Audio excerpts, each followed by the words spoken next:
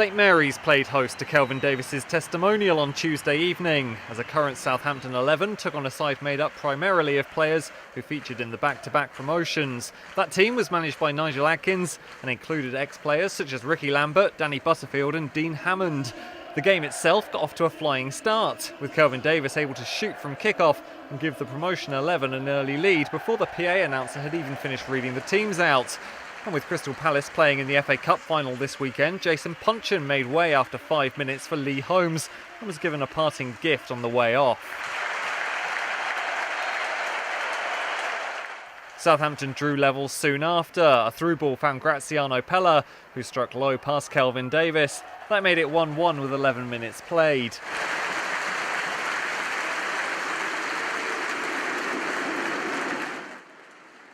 The promotions 11 had a glorious chance to go back in front when Danny Butterfield's cross was headed goalwards by Ricky Lambert, but the ball somehow didn't cross the line. Great reactions from Martin Stecklenburg to keep it out.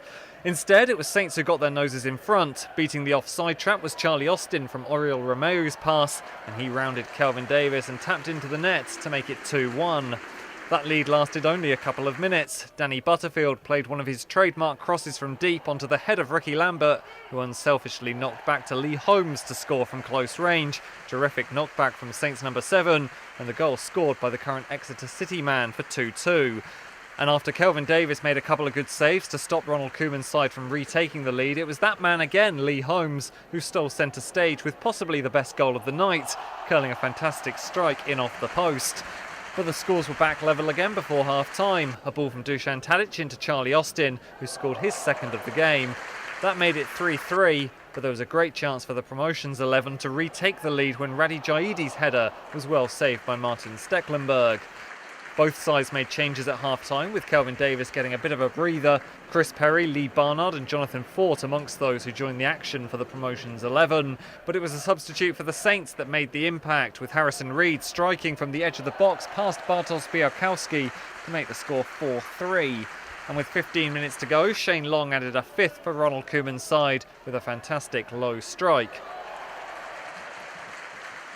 With 12 minutes to go, there were a couple of changes. Kelvin Davis came on for Southampton, the last time he will appear in a Saints shirt, whilst his son Sonny came on for Ricky Lambert. And it was those two who were in the thick of the action, Kelvin Davis making a string of impressive saves to keep his young son at bay.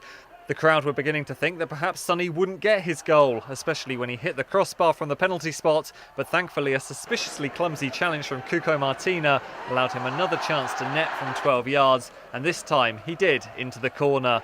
It wasn't enough to draw the promotions 11 level, but it was the final kick of a highly entertaining night, which brought the curtain down on Kelvin Davis's Southampton career.